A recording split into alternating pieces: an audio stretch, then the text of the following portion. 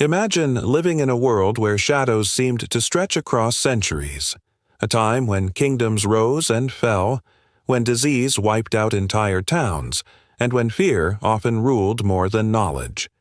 Historians once called it the Dark Ages, and for a long time people believed it was the most hopeless period in human history.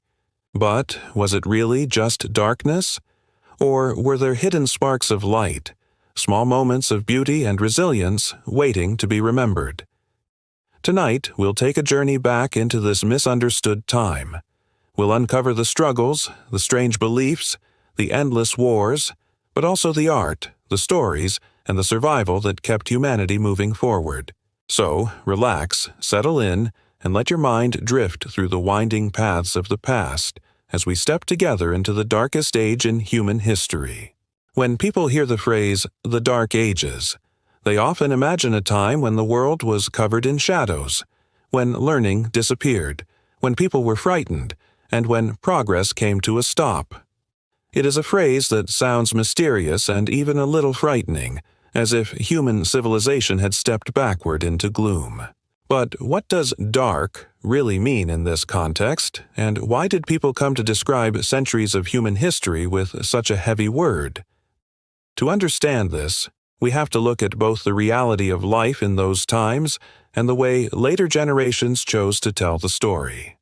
The term Dark Ages first began to appear in the writings of scholars many centuries after the period itself. Historians and thinkers in the Renaissance, the period of cultural rebirth that followed the Middle Ages, like to think of themselves as rediscovering the light of knowledge, art, and science that had been lost when the Roman Empire collapsed.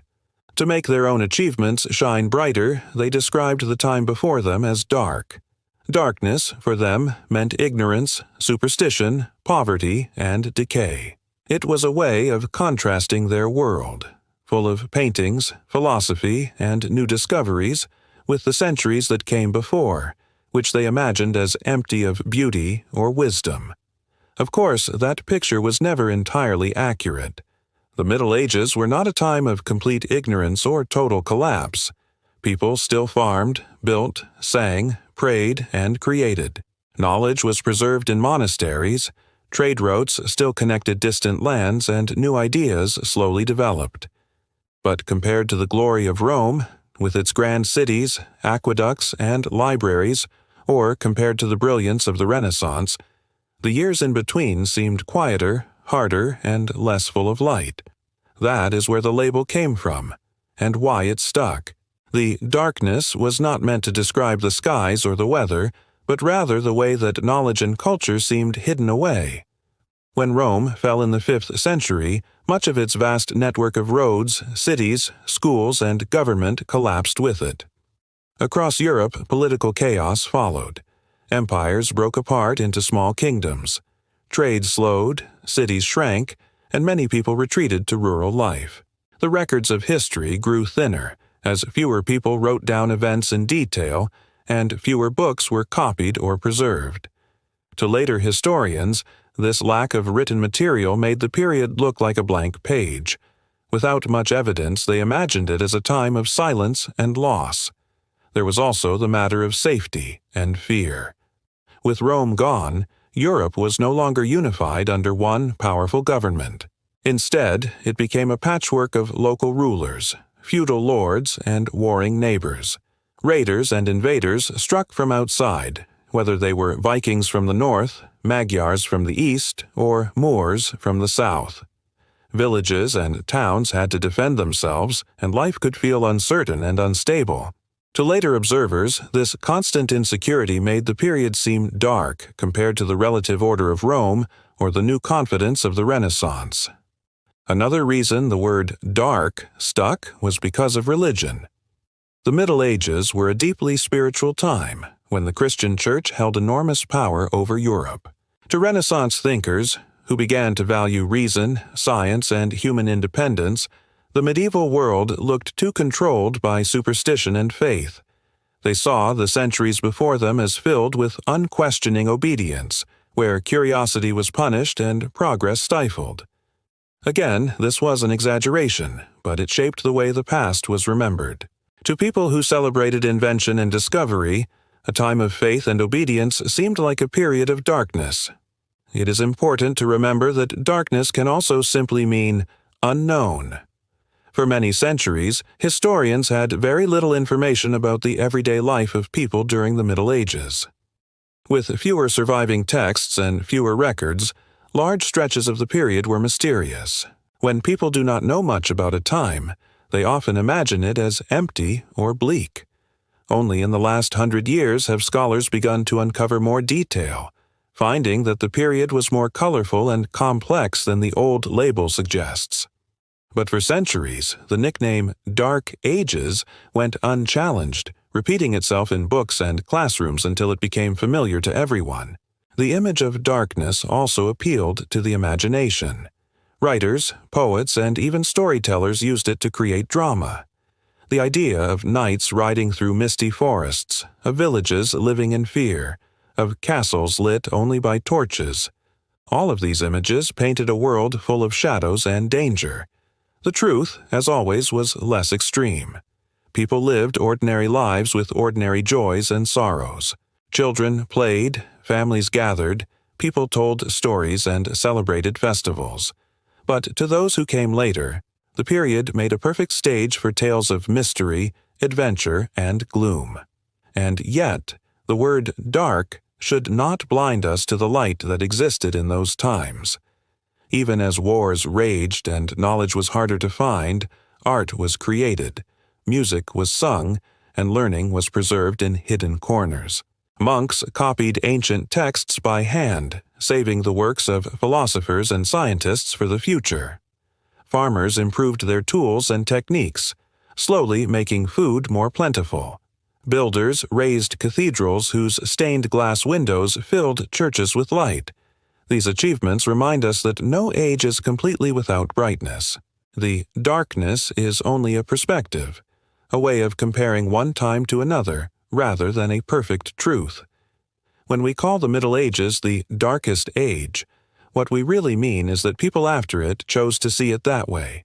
They wanted to celebrate their own progress by painting the past as gloomy.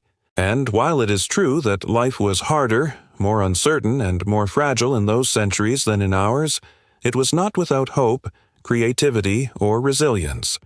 People lived, adapted, and dreamed just as we do today. So the word dark is both a memory and a myth. It tells us more about the people who used it than about the people who lived through those centuries. It shows us how history is shaped not only by facts, but by storytelling, by the way each age wants to see itself in contrast to what came before. The Middle Ages may have been challenging, but they were also a bridge between the world of Rome and the world of the Renaissance. And in that bridge there was not only darkness, but also the faint glimmer of light waiting to grow. When people talk about the Dark Ages, they often point back to one event that seemed to open the door to centuries of uncertainty: the fall of the Roman Empire. Rome had been a giant, a superpower that stretched across much of Europe, North Africa, and the Middle East. Its armies built roads, its engineers raised aqueducts, its officials collected taxes, and its laws kept order over millions of people. For hundreds of years, people living under Roman rule believed the empire would last forever. But in the 5th century, that belief came crashing down. The city of Rome itself was attacked more than once, and by the year 476, the Western Roman Empire officially collapsed. What followed was a world that felt less organized, less secure, and very different from the world that had come before. The fall of Rome did not happen in one dramatic moment, like a building collapsing all at once. It was more like a slow decline. Over time, the empire faced too many problems: barbarian invasions, weak leadership, economic troubles, and divisions within its own government. The empire was simply too big to control, and cracks began to show. When the final emperor in the West was pushed aside, it was less of a shocking event and more of the last straw in a long, slow unraveling. Still, for the people living through it, the change must have felt like the ground shifting beneath their feet. Imagine being a farmer in what is now France or Germany. For generations you had paid your taxes to Roman officials, sent your sons to join Roman legions, and traveled on Roman roads to sell your crops. Suddenly, the officials disappear, the soldiers retreat, and the roads fall into disrepair. Instead of one strong empire, the land is now divided between smaller kingdoms, each with their own leaders, their own rules, and their own demands. For ordinary people, this meant confusion, instability, and often fear. Who was in charge now? Who would protect you if raiders attacked your village? Who would fix the broken bridges or clear the roads? The fall of Rome left many of these questions unanswered. The collapse of centralized power also meant the decline of cities. During the Roman era, cities had been bustling centers of trade, politics, and learning. They had marketplaces, theaters, public baths, and libraries. But as the empire fell apart, many of these cities shrank or were abandoned. Without the empire's vast network of trade, food supplies became unreliable, and people moved back to the countryside where they could grow their own crops. Urban life dwindled, and Europe became more rural, more isolated, and less connected. To later historians, this looked like a step backward, a retreat from the cosmopolitan world of Rome into scattered villages surrounded by uncertainty. The fall also disrupted learning. Roman schools, libraries, and academies had kept alive the knowledge of the ancient world, from philosophy to engineering. But as the empire crumbled, so did many of these institutions. Books were lost, teachers scattered, and education became rare outside of monasteries and churches. This did not mean all knowledge disappeared, but it was harder to find and harder to share. To people looking back centuries later, this loss of accessible learning contributed to the sense of darkness.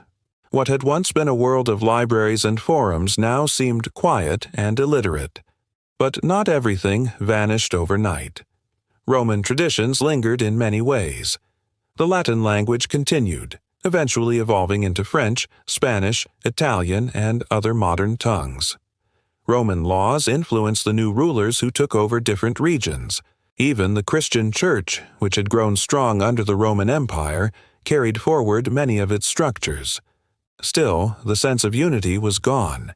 Instead of being part of one vast empire, people now lived in smaller, fragmented societies that often clashed with each other. The sudden vulnerability of Europe was made worse by constant invasions. Groups like the Goths, Vandals, and later the Vikings and Magyars attacked towns, villages, and trade routes. The empire that had once provided armies to keep these groups at bay was no longer there, and local communities had to fend for themselves.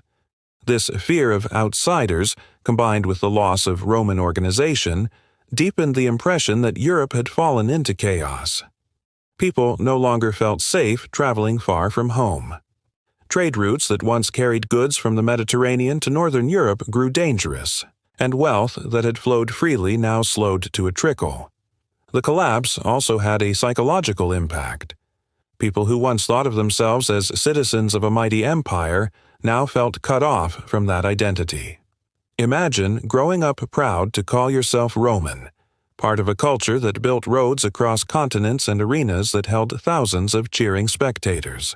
And then imagine waking up one day to find that the Roman identity no longer existed, replaced by smaller, uncertain kingdoms.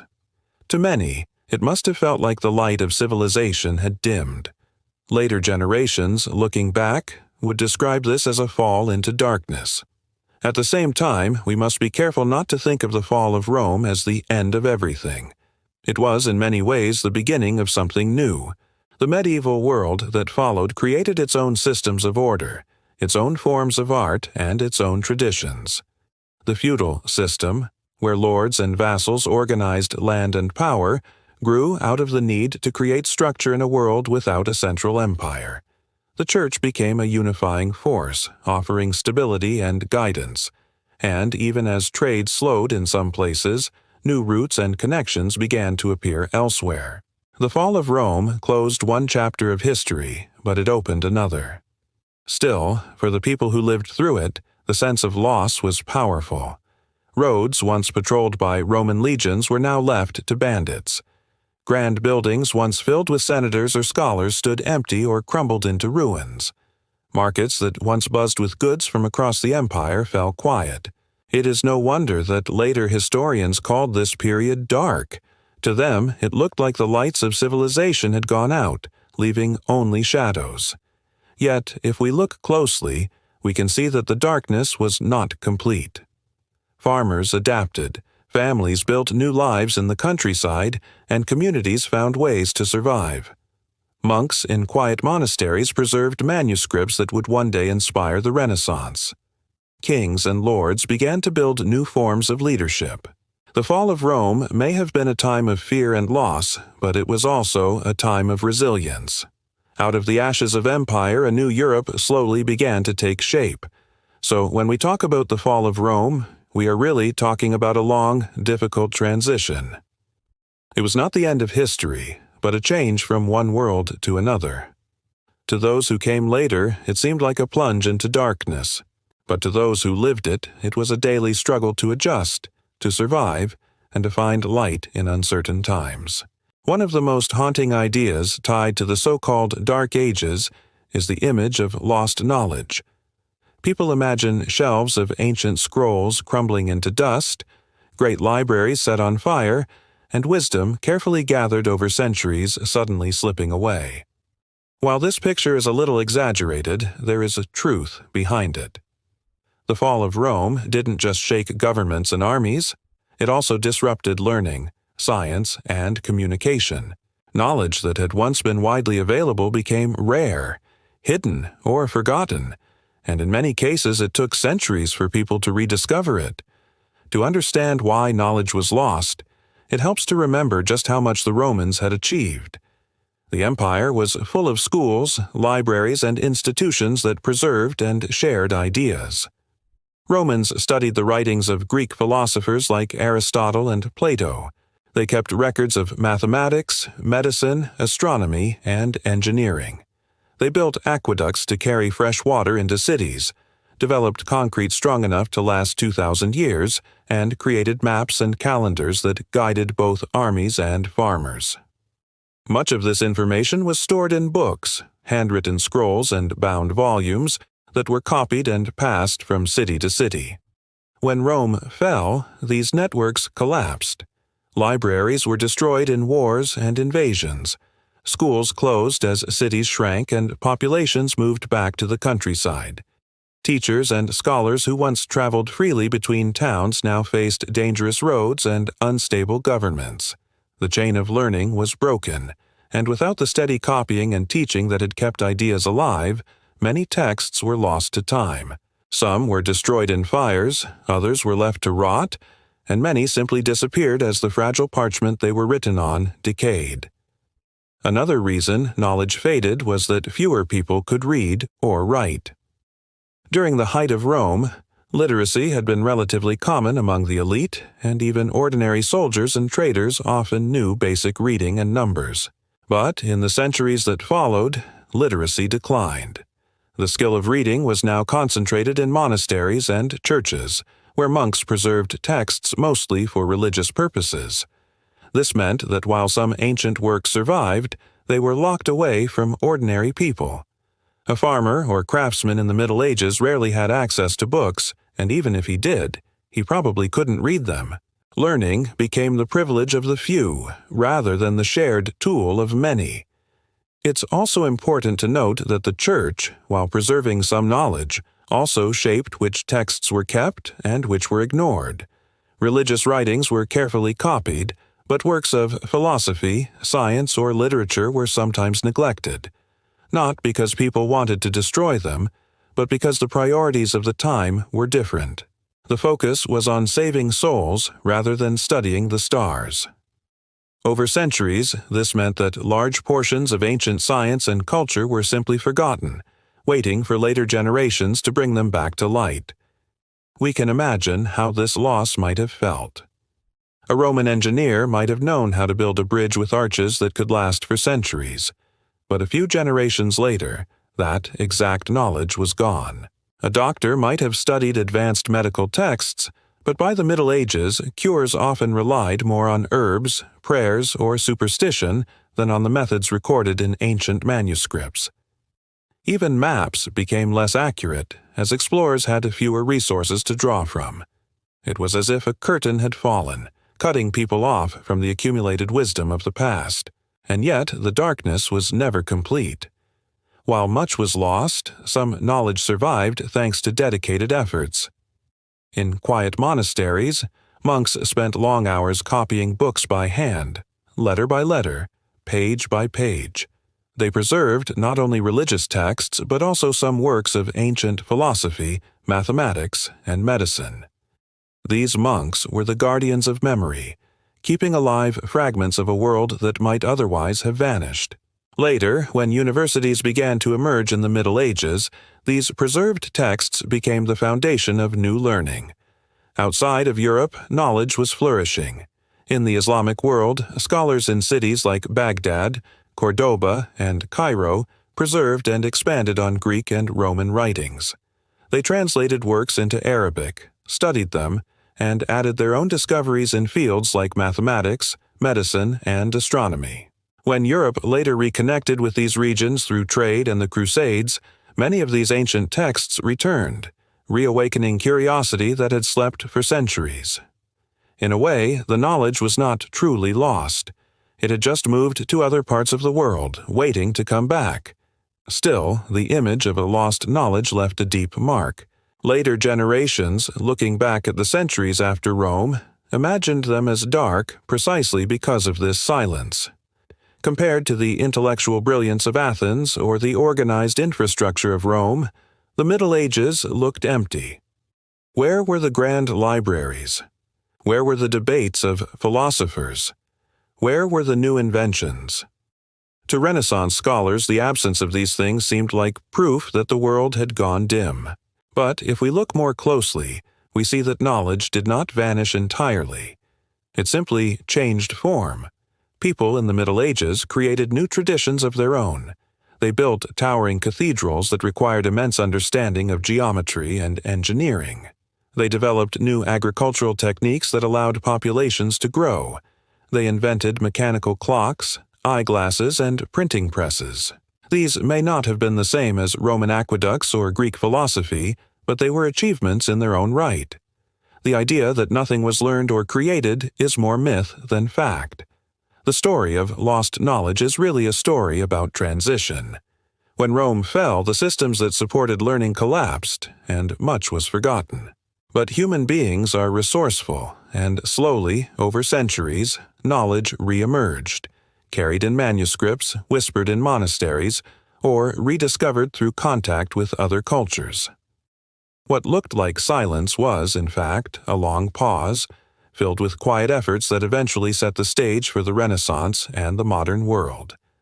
So, when we say that the Dark Ages were dark because of lost knowledge, we are partly right and partly wrong. It is true that much was forgotten, hidden, or destroyed, but it is also true that the human spirit kept searching, kept preserving, and kept inventing. Darkness was never absolute. There were always sparks of light, waiting patiently for the world to be ready to see them again. Life during the so-called Dark Ages was not easy, and for ordinary people it could feel like a never-ending cycle of work, hunger, and survival. When we think about this time, we often picture knights, castles, and kings, but the truth is that most people were peasants who worked the land. Their lives were far from glamorous. Every day was shaped by the seasons, the weather, and the demands of their lords. To be born in a small village in medieval Europe meant stepping into a world where hardship was normal, where comforts were few, and where even simple joys were precious because they were rare. Farming was the center of life for most families. The land was divided up, often owned by local noble or lord, and peasants worked it in exchange for protection. Fields had to be plowed, seeds sown, and crops harvested, all without modern machines. A wooden plow pulled by oxen was one of the most important tools, and everything depended on the strength of animals and people. Work began at dawn and ended at dusk, leaving little time for rest. Even children were expected to help with chores, carrying water, feeding animals, or picking weeds. Life was a constant rhythm of labor, with only church festivals and occasional village fairs offering small breaks from the grind. Food was simple and often scarce. Bread made from barley or rye was the main staple, sometimes coarse and hard, but it filled stomachs. Meat was rare for peasants, only the wealthy could afford to eat it regularly. Most meals were made of grains, beans, or vegetables like onions and cabbage. In bad years, when harvests failed due to poor weather, disease, or war, famine loomed over communities. Families might stretch what little they had by mixing ground acorns or weeds into bread. Malnutrition was common, and hunger shaped people's lives in ways we can barely imagine today. Clothing, too, reflected hardship. Peasants usually wore garments made from wool, spun and woven by hand. Clothes were practical, not fashionable, designed to last through heavy labor. In the winter, when cold winds swept across Europe, layers of rough wool kept people alive, though never entirely warm. Shoes, when they could be afforded, were simple leather, and many went barefoot in the fields during warmer months. By contrast, nobles dressed in finer fabrics showing their status with colors, embroidery, and jewels. The gap between rich and poor was visible in every stitch of clothing, reminding everyone daily of their place in society. Shelter was modest. Peasant houses were small, made of wood, mud, or wattle and daub, with thatched roofs. Inside, a single room might serve an entire family, sometimes even shared with animals for warmth. Smoke from the central hearth often filled the room, as chimneys were rare, leaving walls blackened.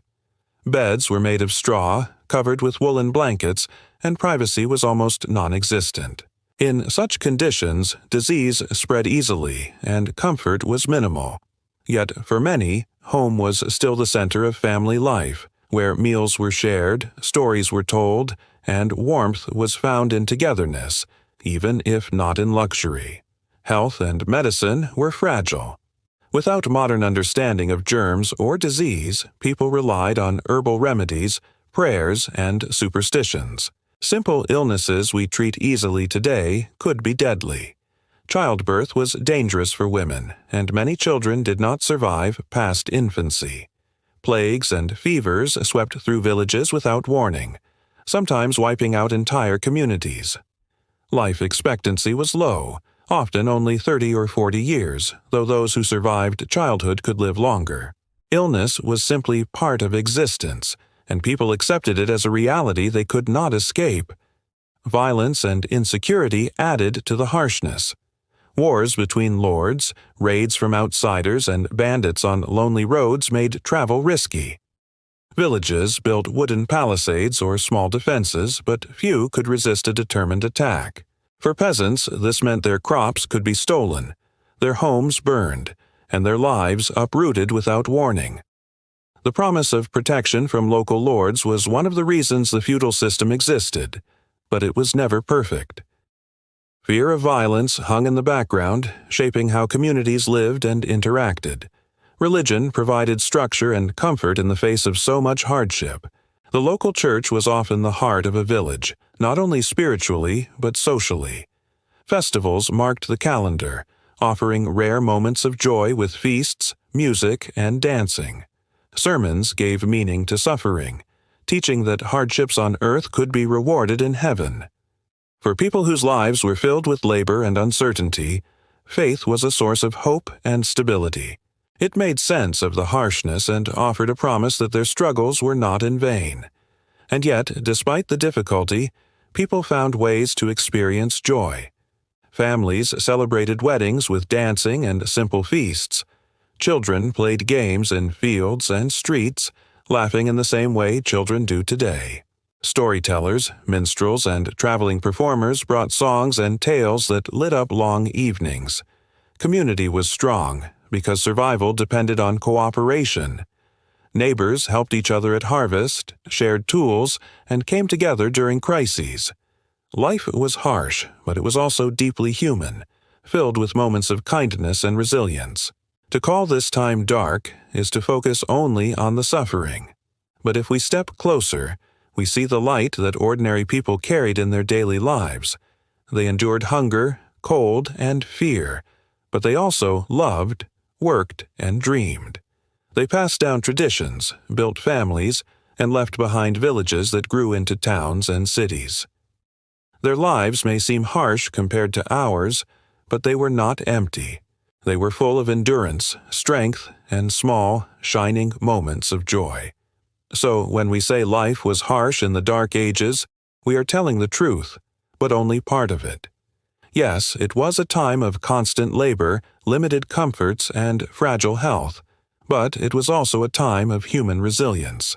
People survived, adapted, and held on to hope. In their struggles, they laid the foundation for the world that would follow. Even in the hardest times, the human spirit found ways to keep moving forward. When we think of the so-called Dark Ages, images of castles and kings often come to mind. Towers rising above the landscape, flags waving in the wind, knights riding out on horseback, and great halls filled with feasts. These are the scenes painted by legends and stories. And while the reality was sometimes less glamorous, castles and kings were indeed central to life in medieval Europe. They represented not only power and authority but also protection and stability in a world that often felt uncertain. After the fall of Rome, there was no longer one great empire to keep order.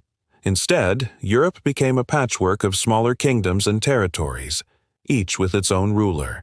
These rulers needed ways to defend their lands and keep control, and so the system we now call feudalism slowly emerged. Feudalism was not written down as a set of rules, but it was a way of organizing society around land, loyalty, and duty. At the top was the king, who technically owned all the land in his realm. He gave portions of it, called fiefs, to nobles or lords in exchange for their loyalty and military service. Those lords, in turn, allowed knights and peasants to live and work on their land in exchange for protection. In this system, the castle became the center of authority. A castle was not only a home for a noble family but also a fortress designed to withstand attack. Thick stone walls, tall towers, and moats made it difficult for enemies to break in. From the castle, a lord could oversee his lands, collect taxes, and command his soldiers. For peasants living in nearby villages, the sight of a castle rising above the fields was both a reminder of their duty and a symbol of safety. In times of danger, they could flee behind its walls, trusting that their lord's knights would defend them. Kings, meanwhile, were often more symbolic than absolute rulers. They relied on the loyalty of their nobles to maintain power, and sometimes that loyalty was fragile. A king might control large areas in name, but in practice, local lords held the real strength. This is why medieval Europe often seemed fragmented, with kings struggling to enforce their authority while ambitious nobles built their own power bases. Yet even so, kings held a special place in the imagination of their people. They were seen as chosen by God, ruling with divine authority, and their crowns symbolized the unity of their kingdoms, even when that unity was shaky. Knights were the visible defenders of this system. Trained from a young age to fight on horseback and skilled in the use of sword and lance, they served as the military backbone of feudal society. In return for their loyalty, they received land or privileges from their lords. Knights followed a code of behavior called chivalry, which valued loyalty, honor, and service, though in reality, not all knights lived up to these ideals. Still, in a time of frequent raids and wars, knights were a crucial force, and their presence added to the aura of castles and kings. Inside a castle, life reflected the stark divisions of the time. Nobles enjoyed greater comforts than peasants, but still lived with fewer luxuries than we might imagine. A great hall served as the heart of the castle, where meals were eaten, guests entertained, and justice carried out.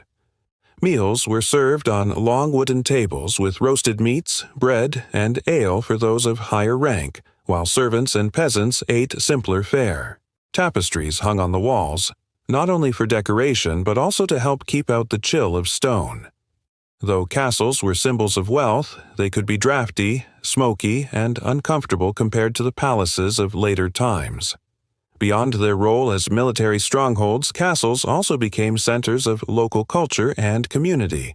Festivals, tournaments, and feasts brought people together, creating moments of joy in a hard world.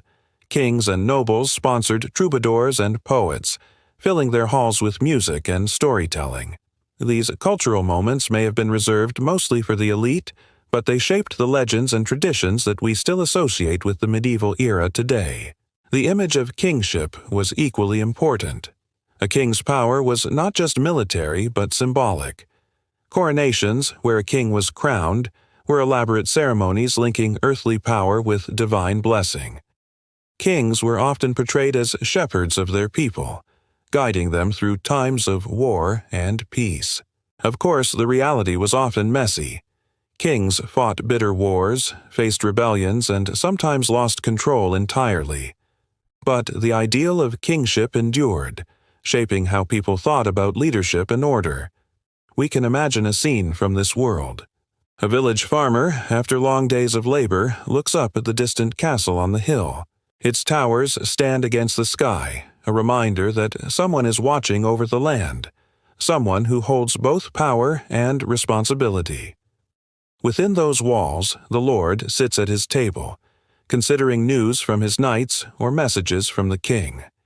Far away, in a larger castle, the king himself ponders alliances, wars, and the loyalty of his nobles.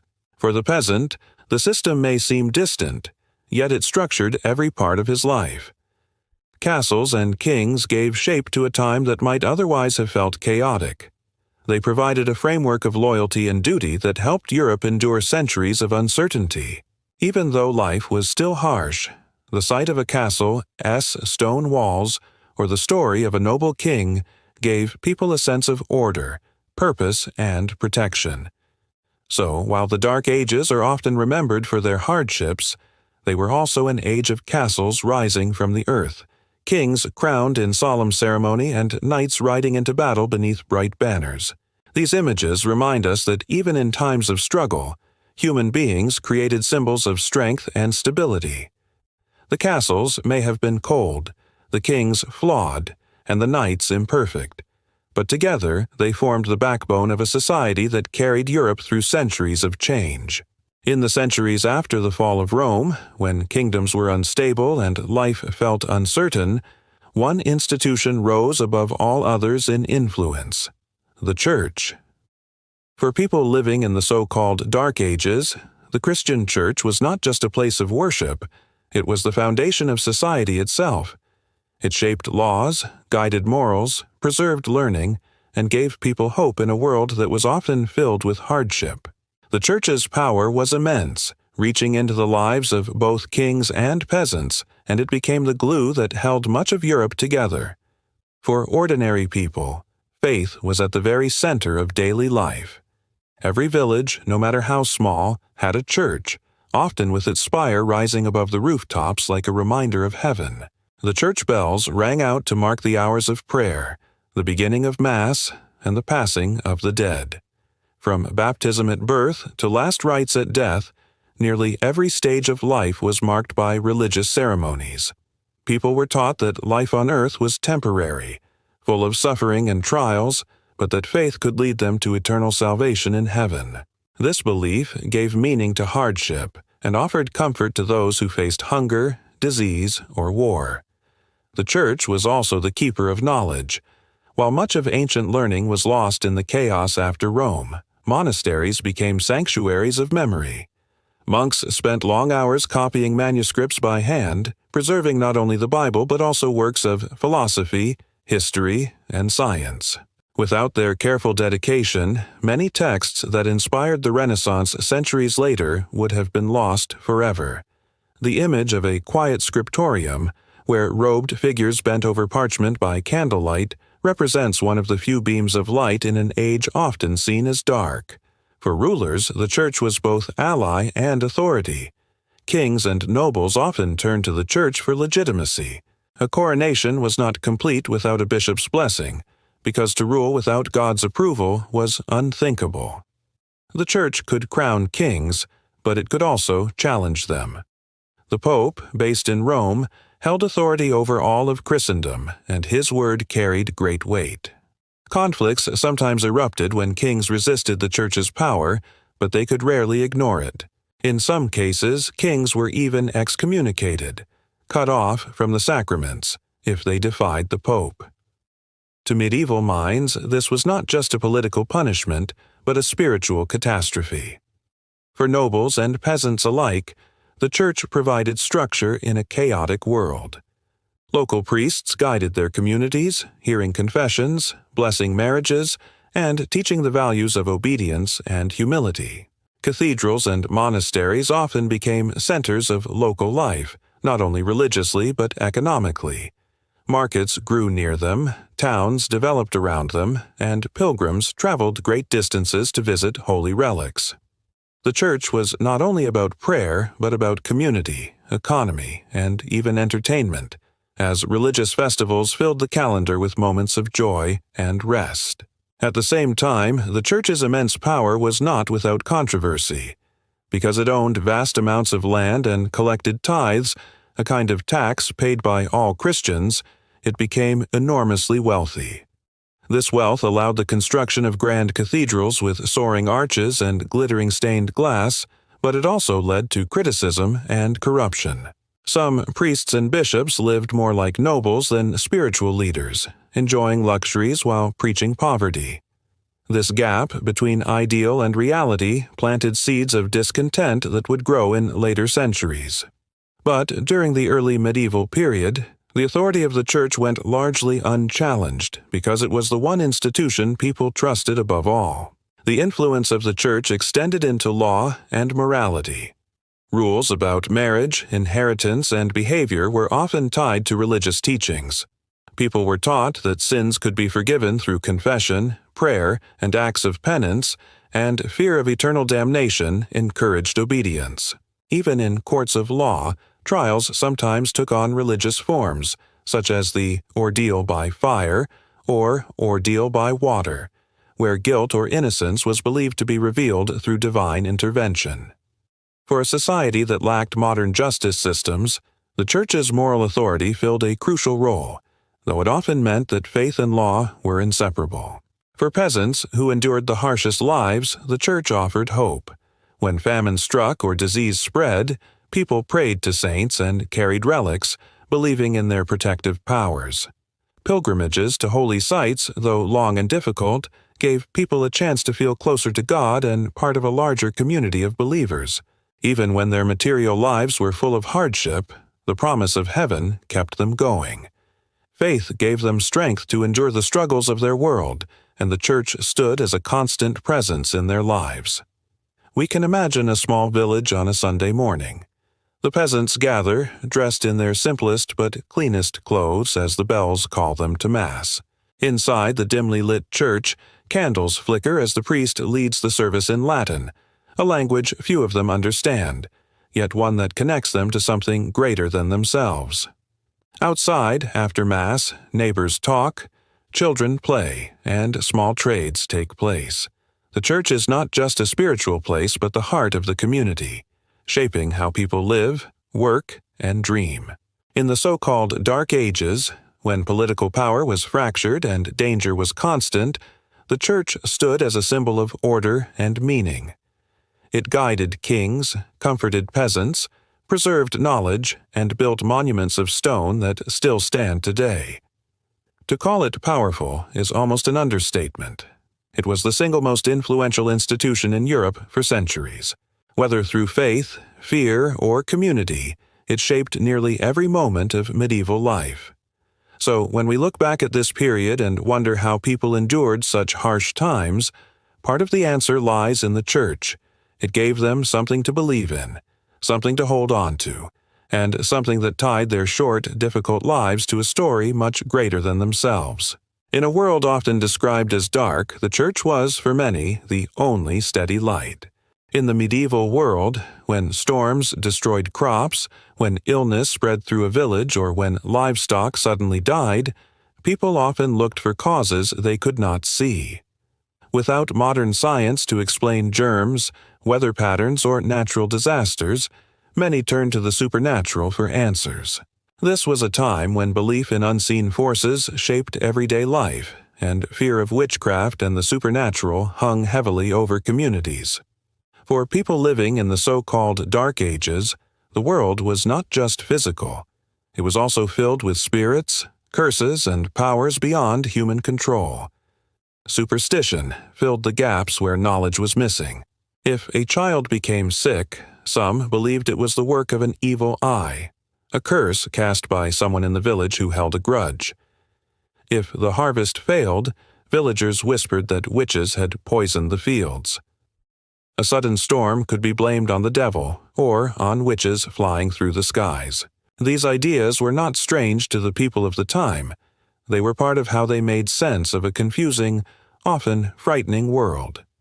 In an age when survival depended so much on forces outside human control, it was comforting, even if terrifying, to believe there was a cause. The church itself played a complicated role in these fears. On one hand, priests taught that God ruled over all things and that demons and witches were powerless compared to divine will. On the other hand, sermons and stories often warned of the devil's tricks, of spirits that tempted people, and of women or men who turned to dark powers. The line between religious teaching and local folklore was often blurry. Saints were said to perform miracles, healing the sick or protecting villages, while witches were believed to do the opposite, bring harm through curses or pacts with the devil. People lived in a constant balance between hope and fear, believing that invisible forces surrounded them every day. This fear created suspicion within communities. A woman who lived alone on the edge of a village, who gathered herbs or spoke her mind too freely, could easily be labeled a witch. Strange behavior, unusual knowledge, or even simple bad luck could bring accusations. Sometimes, an old widow with a black cat was enough to spark whispers. It was easier to blame someone within the community than to accept that disasters happened without reason. These suspicions could turn cruel, leading to punishments or even executions, though the great witch hunts came later in the early modern period. In the early Middle Ages, fear was more about whispers and local blame than organized trials. Still, the fear was real, and it shaped how people looked at one another. Belief in the supernatural also brought rituals meant to protect against harm. Amulets, charms, and blessings were common. People carried small crosses, wore herbs like garlic or rosemary, or hung protective symbols over their doors. Holy water from the church was believed to keep away evil spirits, while certain prayers were said to shield families from curses. The mixing of folk traditions and Christian practices was common, and while priests sometimes frowned on these customs, they also recognized that people needed ways to feel safe. Life was uncertain, and every layer of protection mattered, whether through faith, superstition, or both. Ghosts and restless spirits were also part of everyday belief. Many thought the souls of the dead lingered near the living, especially if they had died violently or without proper burial. Nighttime was filled with mystery.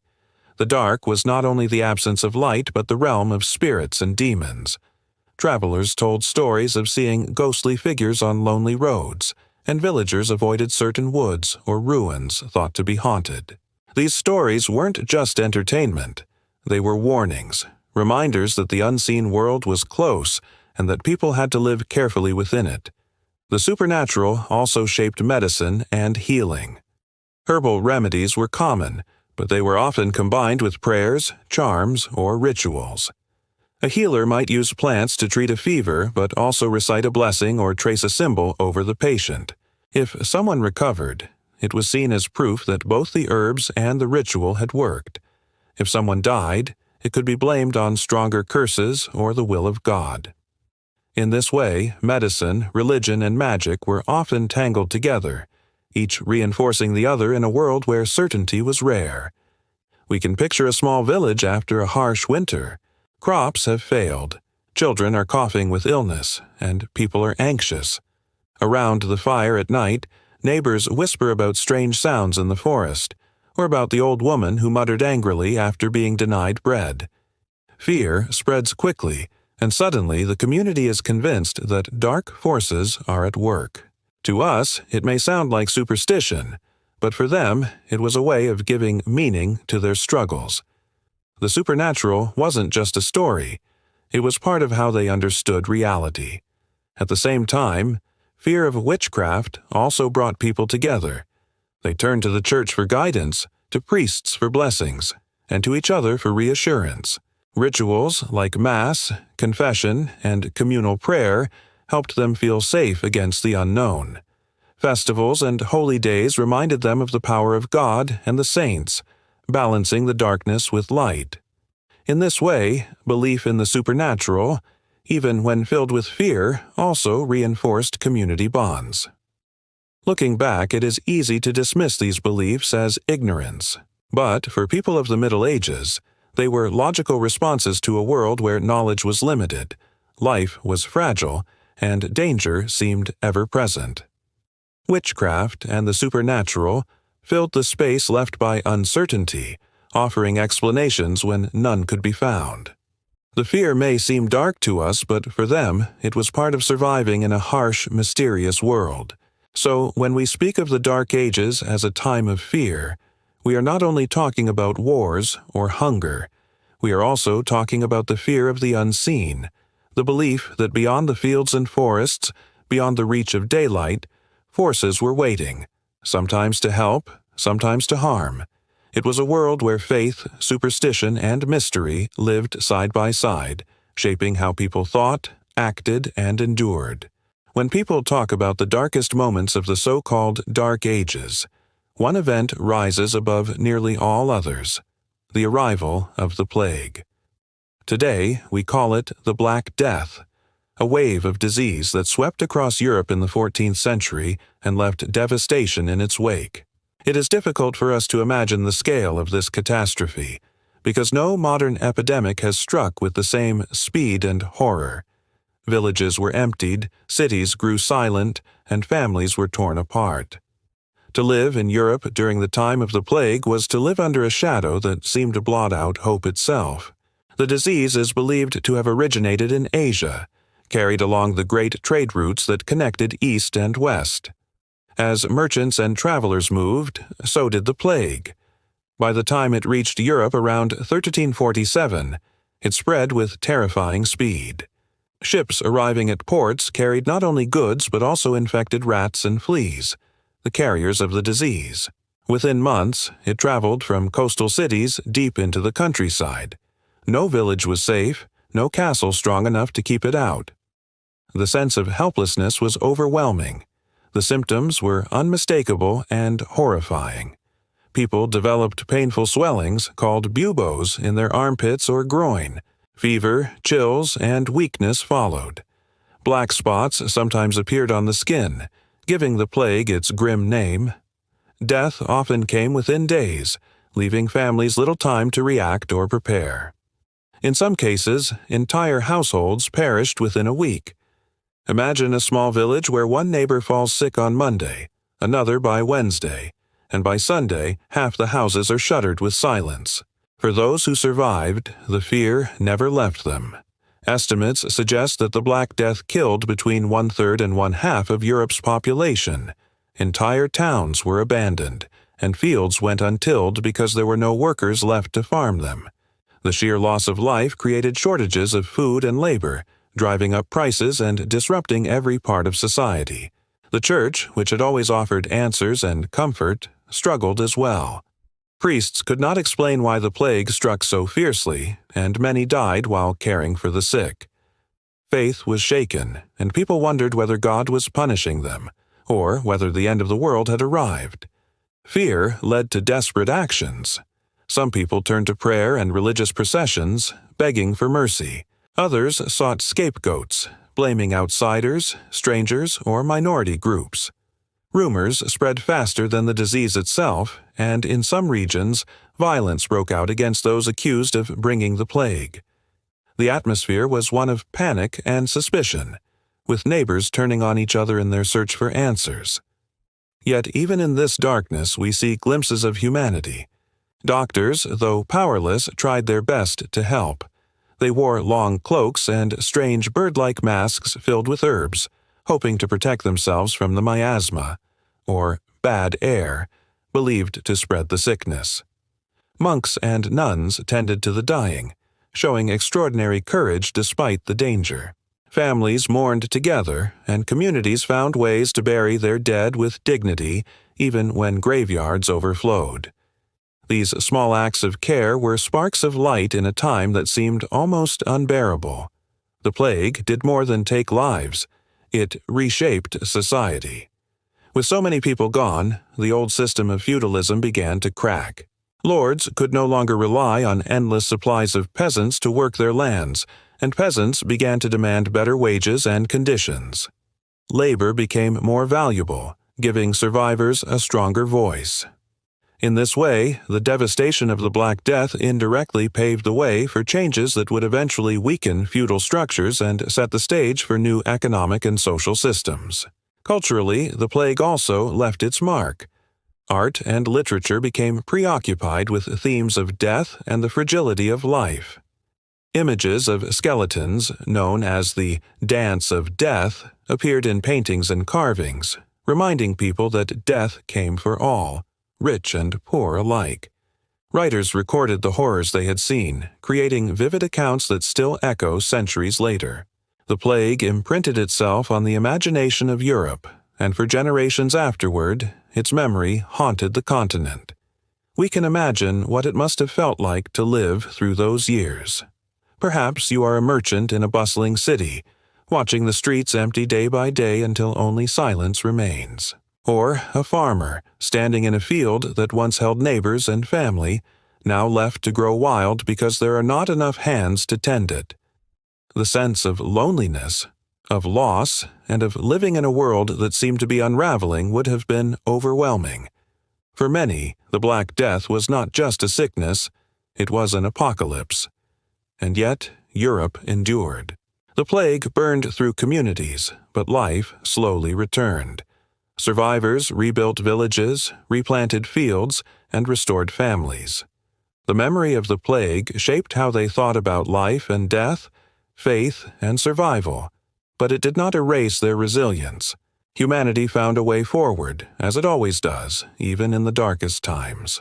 So, when we speak of the plague arriving in the Middle Ages, we are not only telling a story of death, we are telling a story of survival, of how people faced fear beyond imagining and still carried on. The Black Death was a shadow that darkened Europe for years, but it was not the end. Out of loss came change, and out of devastation came a new chapter in history. For all the stories of kings, knights, castles, and wars, the truth is that most people in the so-called Dark Ages were not rulers or warriors at all. They were peasants, ordinary men, women, and children who lived on the land and worked it every day of their lives.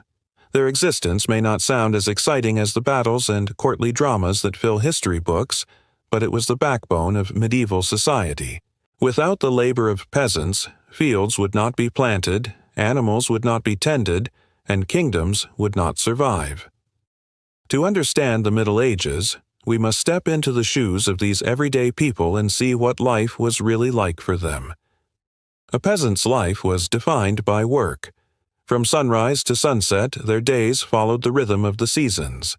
In spring, they plowed and sowed, turning the soil with heavy wooden plows pulled by oxen or horses. In summer, they weeded and tended crops, guarding against pests and storms. In autumn, they harvested, storing grain to last through the winter. And in winter, they repaired tools, cared for animals, and waited for the cycle to begin again. Every season brought new tasks, and there was little rest except on Sundays or on holy days when the church forbade labor. Homes were simple and often crowded. A peasant family usually lived in a one-room house made of wood, mud, or wattle and daub, with a roof of straw thatch. The floor might be dirt, the windows tiny or covered with oiled cloth instead of glass. A central hearth provided heat and a place to cook, but smoke often filled the room because chimneys were rare. Straw beds or wooden benches served as places to sleep, sometimes shared with siblings or even with animals, since livestock were often brought inside for warmth. Compared to the stone castles of lords, these homes were fragile, drafty, and basic, yet they offered shelter against the wind and rain. Food was plain but filling when harvests were good. Bread made from barley, rye, or oats was the staple, eaten with pottage, a kind of thick stew made from vegetables, beans, and grains. Meat was a luxury, often reserved for feasts or special occasions, though peasants sometimes kept pigs or chickens to supplement their diet. Milk, cheese, and eggs added protein, and ale was the common drink since water was not always safe. In years when crops failed, hunger was widespread, and people survived on whatever they could find: nuts, roots, or even bark mixed into bread. Famine was a constant threat, and many families lived on the edge of survival. Clothing reflected both necessity and poverty. Peasants wore simple tunics made of rough wool or linen, dyed in dull colors like brown or gray. Women wore long dresses and aprons, while men wore tunics with belts and hose. Clothes were patched and reused until they wore out, and new garments were often handed down through families. Shoes were basic leather, though many went barefoot in warmer months to preserve them. Unlike the nobility, peasants had little concern for fashion. What mattered was warmth, durability, and the ability to work comfortably in the fields. The social structure of peasant life was tied to the feudal system. Most peasants were serfs, bound to the land owned by a lord. They could not freely leave without permission, and they owed labor or a portion of their crops as rent. In exchange, the lord offered protection, especially in times of war or raids. Though this system may sound harsh, it created a form of stability in a dangerous world. Everyone knew their place and obligations were clear. Free peasants, who owned or rented land, had more independence, but they were still subject to taxes, tithes to the church, and the constant pressure of survival. Religion played a huge role in daily life. The village church was often the center of the community, a place where people gathered not only to worship but also to share news, celebrate festivals, and mark important moments like baptisms, marriages, and funerals. The calendar was filled with feast days and holy celebrations, which gave peasants a welcome break from endless labor. These festivals often included music, dancing, and feasting, bringing joy and community spirit to lives that were otherwise full of hardship. Faith gave peasants hope, reminding them that their suffering on earth might lead to a reward in heaven. Children were part of this world from an early age. Unlike today, childhood was short, and children began working as soon as they could help. They fetched water, gathered firewood, minded animals, and helped in the fields. Play was not absent. Children enjoyed simple games, songs, and toys made from wood or cloth, but responsibility came quickly. Many children did not survive into adulthood, as disease and malnutrition were constant threats. For those who did, life was a continuation of their parents' struggles, repeating the same rhythms of work and duty. Despite the hardships, peasant life was not without joy or beauty. Families shared meals around the fire, told stories, and sang songs passed down through generations. Weddings were lively celebrations, even if modest, and seasonal fairs brought color and excitement with traders, entertainers, and games. Community was strong, because survival often depended on cooperation. Neighbors worked together to bring in harvests, helped rebuild houses, and cared for one another in times of need. Still, the difference between peasants and nobles was enormous. While lords lived in stone castles dressed in fine fabrics and feasted on meat and wine, peasants labored to support that wealth. Their world was limited to their village and fields, while nobles traveled, fought in wars, and held influence. This sharp divide reinforced the sense that peasants lived in the shadows of history, their contributions often overlooked even though they formed the foundation of medieval society. We can imagine a day in the life of a peasant family. At dawn, the rooster crows, and the family rises from straw beds. The father leads oxen to the fields, guiding the plow through heavy soil. The mother tends a pot over the fire, stirring pottage for the midday meal, while children chase chickens and gather sticks for fuel. In the evening, after hours of back-breaking work, the family gathers in the smoky warmth of their cottage, sharing bread, stories, and songs before resting for another day. Life is hard, but it is also full of simple rhythms, of survival, of moments of togetherness that kept people going.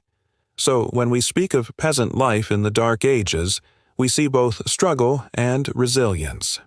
It was a life of endless labor, poor diets, and fragile health, but also one of community, faith, and endurance. Without peasants, the grand castles and noble courts would have been impossible. They may not have written books or fought great battles, but they carried society on their shoulders, day after day, year after year. In their quiet strength, they remind us that history is not only made by kings and knights, but also by the countless ordinary people who kept the world turning, even in the darkest of times.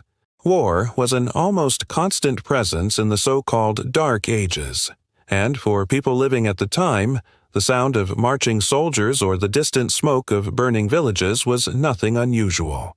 To us today, it might seem like a world of endless chaos, but for medieval Europeans, conflict was simply part of life. Kingdoms were fragile, borders shifted often, and rival lords competed for power. Add to that the invasions from outside forces like the Vikings, and later the Crusades to the Holy Land, and it becomes clear why the Middle Ages were marked so deeply by war. After the fall of Rome, Europe no longer had the stability of one giant empire. Instead, hundreds of small kingdoms and territories sprang up, each ruled by local kings, dukes, or lords. These rulers were constantly in competition, fighting over land, resources, and honor. A quarrel between noble families could escalate into battle, and disputes over inheritance or marriages often sparked wars. For peasants, this meant their fields could become battlefields overnight, their crops stolen or their homes burned, even though they had no say in the conflicts that raged around them. One of the most feared threats of the early medieval period came from the north, the Vikings. These seafaring raiders from Scandinavia struck suddenly along the coasts of Europe, sailing their longships up rivers and attacking towns and monasteries. Imagine living in a quiet village only to see sleek ships appear on the horizon and warriors charging ashore.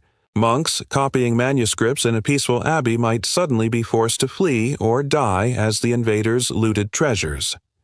The Vikings were not only warriors, they were also traders and settlers, but their raids left a lasting mark on the European imagination. For centuries, the very word Viking inspired terror. From the east came other threats, such as the Magyars, who swept across Central Europe in swift raids, and later the Turks, who pressed against the borders of Christian kingdoms. To the south, Muslim forces in Spain and North Africa also clashed with Christian Europe. Surrounded on all sides, medieval people lived with the constant fear that war could come from anywhere. Defense was essential, which is why castles rose across the continent, and why knights became so central to feudal society. Protection was not just a luxury, it was survival. But not all wars came from outside. Many were fought between Europeans themselves. Nobles waged private wars, fighting rival lords over disputed lands or insults to honor. Kings tried to assert control over rebellious vassals, sometimes successfully, sometimes not. And then there were the larger, more organized wars, like the Crusades. Beginning in the late 11th century, the Crusades were a series of campaigns launched by European Christians to reclaim the Holy Land from Muslim control. To participants, these wars were seen as holy missions, promising spiritual rewards for those who fought. For ordinary people, though, they meant taxes, recruitment, and sometimes devastation as armies marched through their lands. The Crusades reshaped Europe in many ways. They connected Europeans with the wider world, bringing new goods, ideas, and cultures into contact. Spices, fabrics, and knowledge from the Islamic world flowed back into Europe, sparking curiosity and trade. But they also left scars, massacres, bitterness, and centuries of hostility between different faiths. To people living at the time, however, they were another chapter in the long story of endless war. For peasants, the consequences of war were always harsh. Fields could be trampled by soldiers, food taken by passing armies, and families forced to flee when battles came too close. Even if a person survived the fighting, the loss of harvests or animals could mean famine the next winter. War rarely touched nobles in the same way. Lords might gain or lose land, but peasants carried the true weight of destruction. For them, peace was rare and precious, something prayed for in churches and longed for in daily life. Knights played a key role in these endless wars.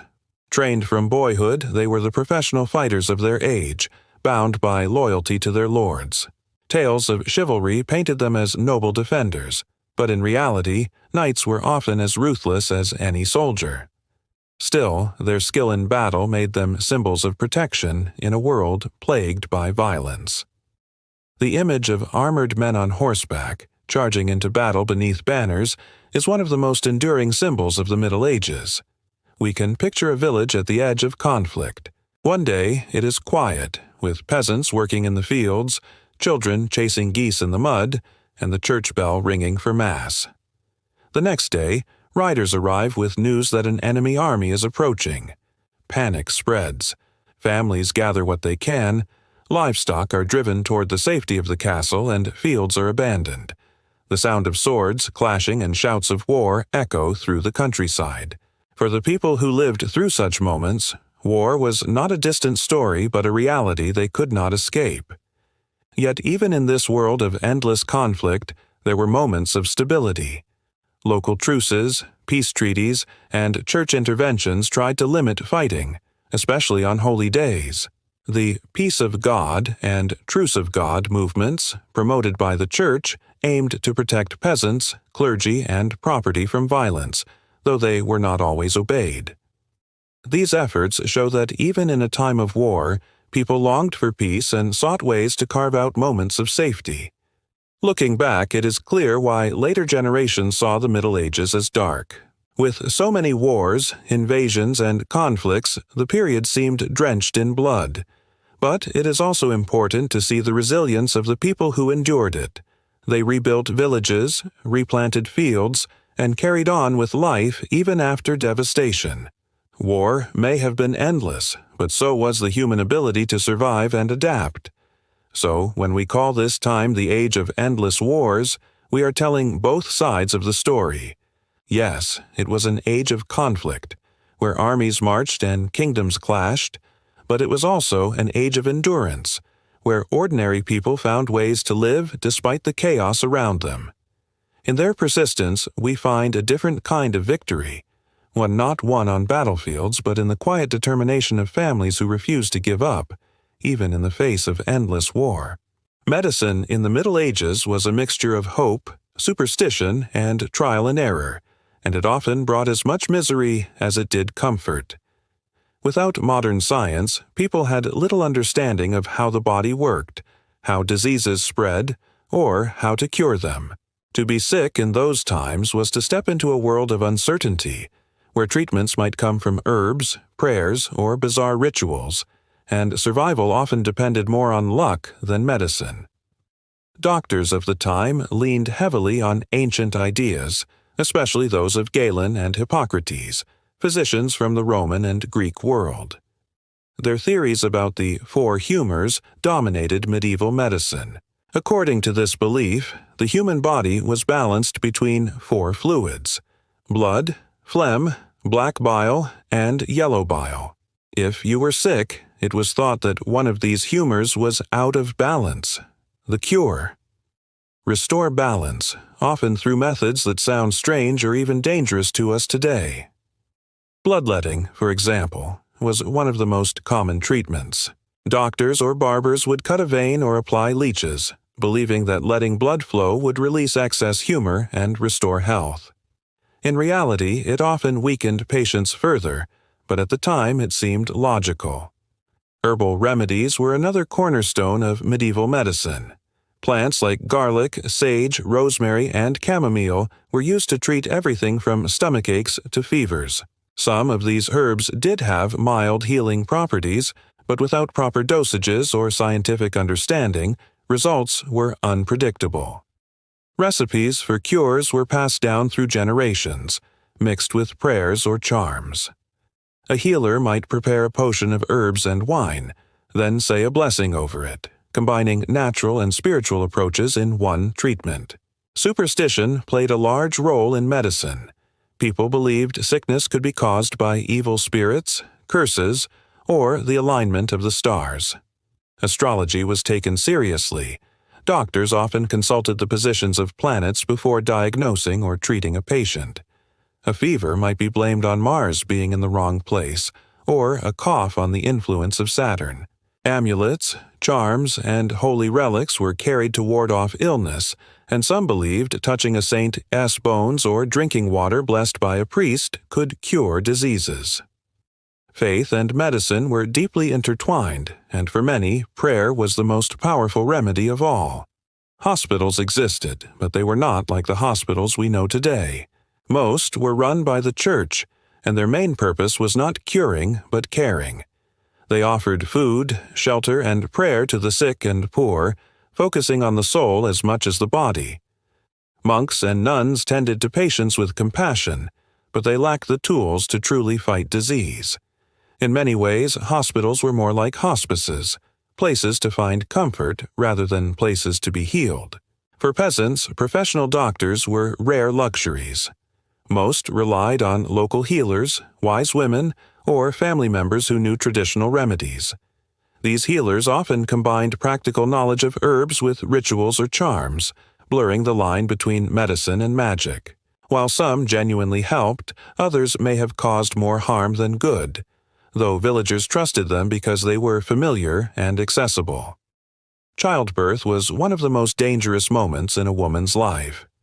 With no modern hygiene or medical equipment, complications were common, and many women and infants did not survive. Midwives played a crucial role, using experience, herbal mixtures, and prayers to guide births, but the risks were enormous. Death in childbirth was accepted as a tragic but ordinary part of life, a reminder of how fragile existence was in those times. Plagues and epidemics revealed the limits of medieval medicine most brutally. When the Black Death swept through Europe, doctors had no idea how to stop it. They prescribed herbs, bloodletting, or strange treatments like carrying posies of flowers or sitting near fires to ward off bad air. Some wore long cloaks and beak-shaped masks filled with herbs, believing the fragrance would protect them from disease. None of it worked, and millions died despite every effort. The failure of medicine in the face of the plague left deep scars, shaking people's faith in both doctors and the world around them. Even in ordinary times, injuries were common and dangerous. A cut from a farming tool could become infected and lead to death, as there were no antibiotics. Broken bones were set crudely, and surgeries were rare and frightening, performed without anesthesia. Imagine a person with an abscessed tooth, enduring unbearable pain until it was yanked out with crude tools, or someone with a wound cauterized by a hot iron, the smell of burning flesh filling the room, because it was the only way to stop bleeding. To be treated in this way was terrifying, but it was often the only hope. And yet, in all this misery, there were glimmers of progress. Islamic scholars preserved and expanded medical knowledge, writing detailed texts on anatomy, surgery, and disease. Some of these works eventually reached Europe, sparking new ideas. Monks in monasteries kept medical manuscripts safe, slowly building libraries of knowledge. Little by little, Europe gathered pieces of the puzzle that would one day transform medicine. We can picture a medieval village where a family tends to a sick child. The mother brews a tea of herbs, whispering prayers as she stirs. The father visits the priest for holy water, while a neighbor suggests tying an amulet around the child's neck. The child may survive or may not, but the family does everything they can, mixing faith, tradition, and hope.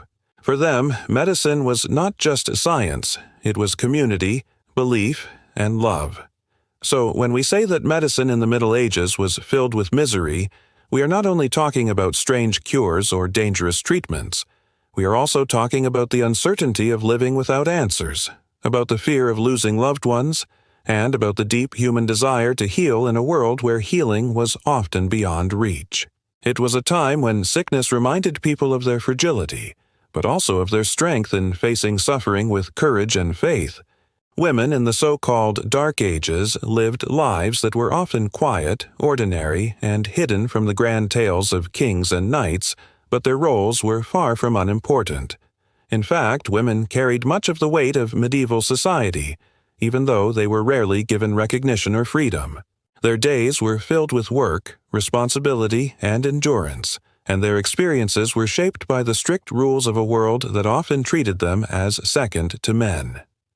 To understand life in this period, we have to look closely at what it meant to be a woman in a time when expectations were heavy and opportunities were few. For peasant women, life revolved around both household and field. They were not confined to domestic spaces as later stereotypes might suggest. Instead, they worked side by side with men in planting, weeding, and harvesting. When men went to war, women often shouldered even more responsibility for keeping farms and families alive. In addition to this labor, they managed households, baking bread, brewing ale, spinning wool, weaving cloth, and raising children. Their days were long, starting at dawn and stretching until dusk, a mix of physical toil and family care. Though their contributions were essential, they were rarely celebrated. To most, it was simply expected. Women in noble families lived differently, though not always more freely. A noblewoman might not work in the fields, but she managed estates, oversaw servants, and maintained the honor of her family. If her husband was away at war, she could be responsible for defending the castle and making decisions about the land.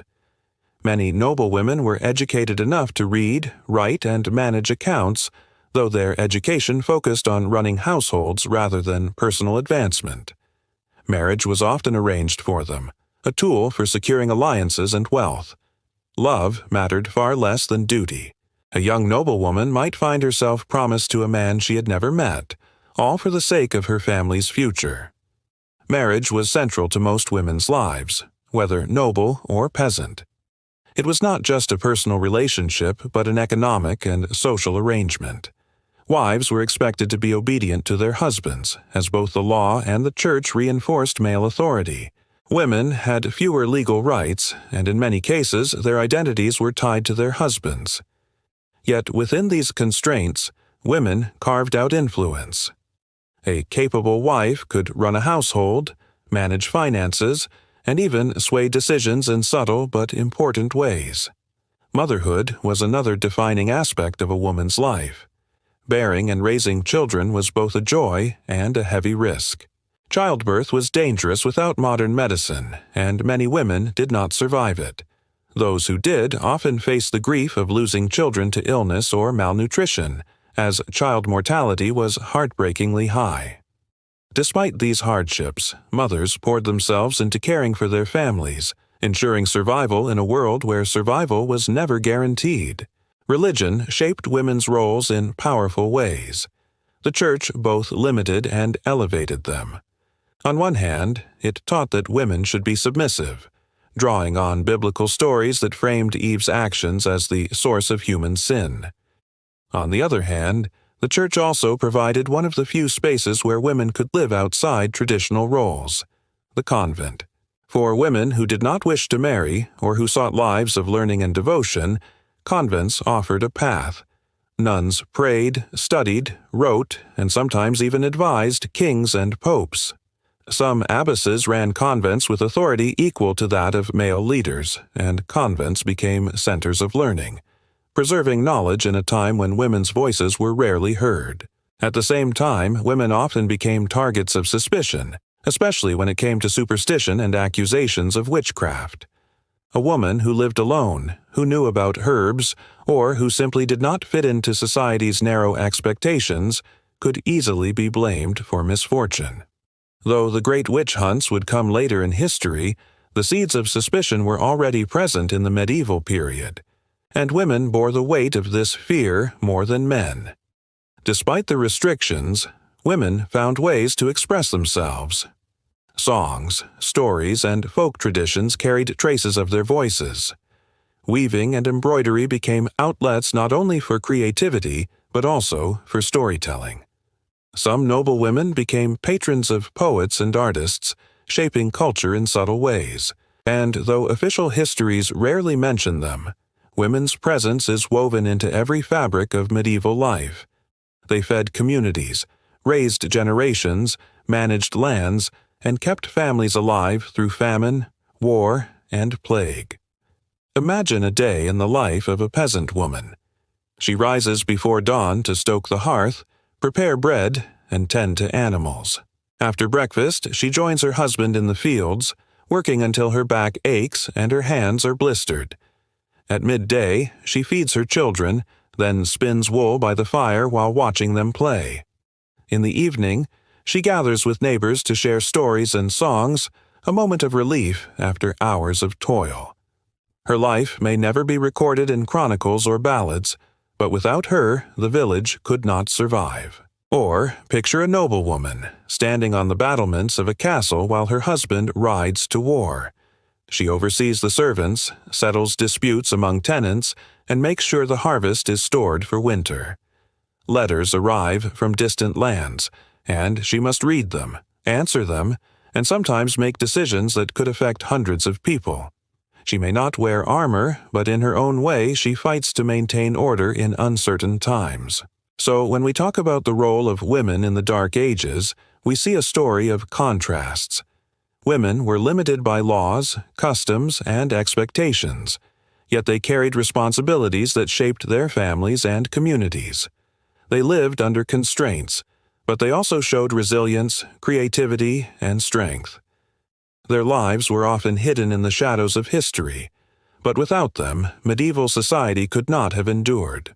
The Dark Ages may seem like a world of kings and knights, but if we listen closely, we hear the voices of women too.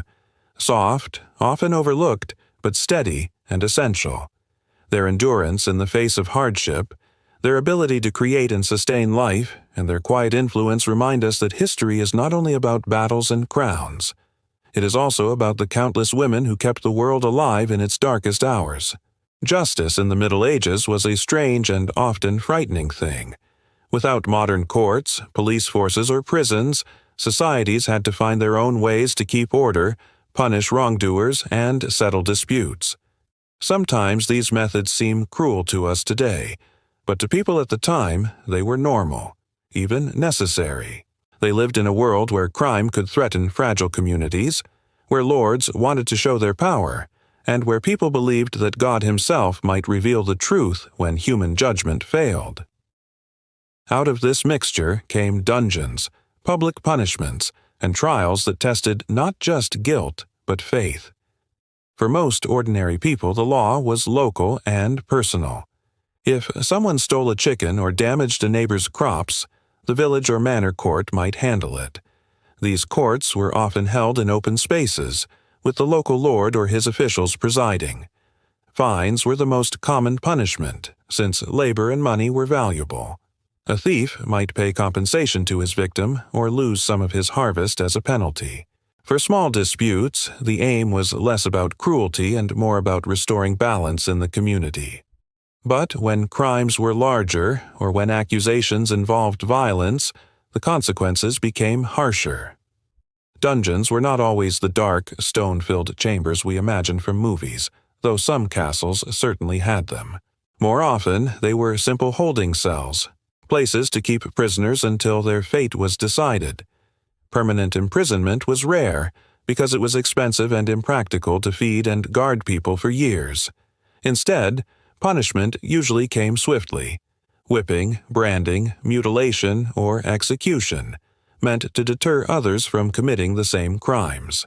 Justice was as much about public example as about the individual offender. Trials could take unusual forms, especially in cases where evidence was lacking. One method was the trial by ordeal, where guilt or innocence was believed to be revealed by divine intervention. A suspect might be forced to plunge a hand into boiling water or carry a red-hot iron. If the wound healed cleanly, they were declared innocent, as God had protected them.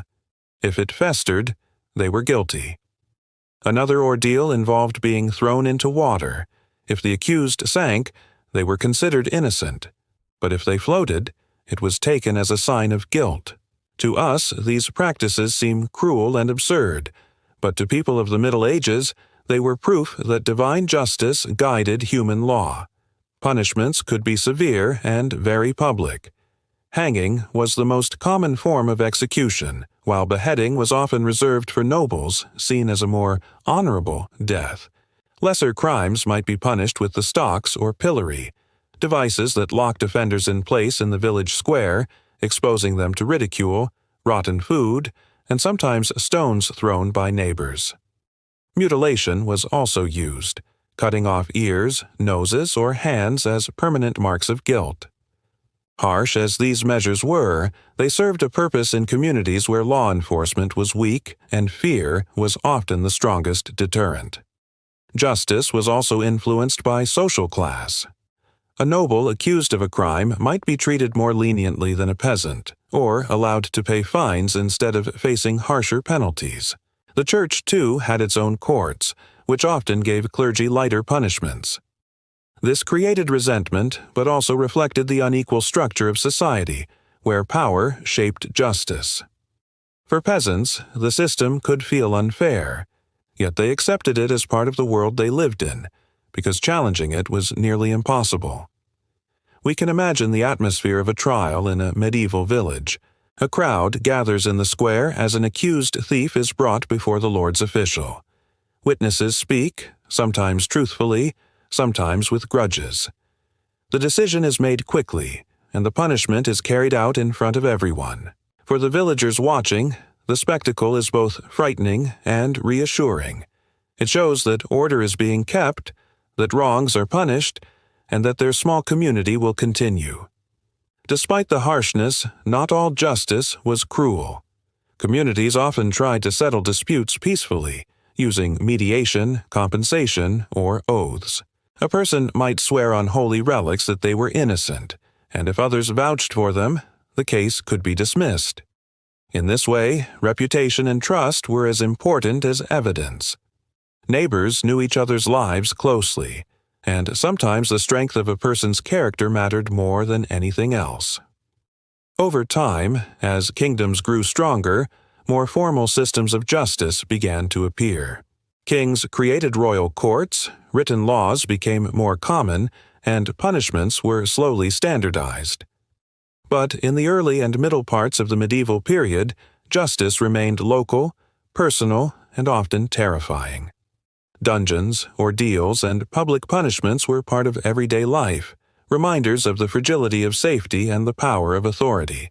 To us, the cruelty of medieval justice seems shocking, but for those who lived then, it was accepted as the way the world worked.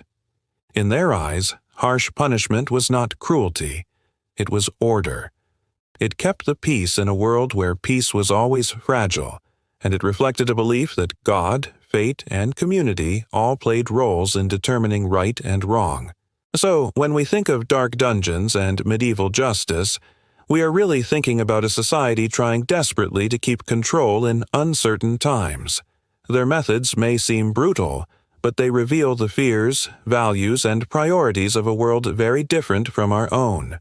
And in their harsh judgments, we can glimpse both the darkness of the age and the human struggle to build rules in a world that often felt lawless.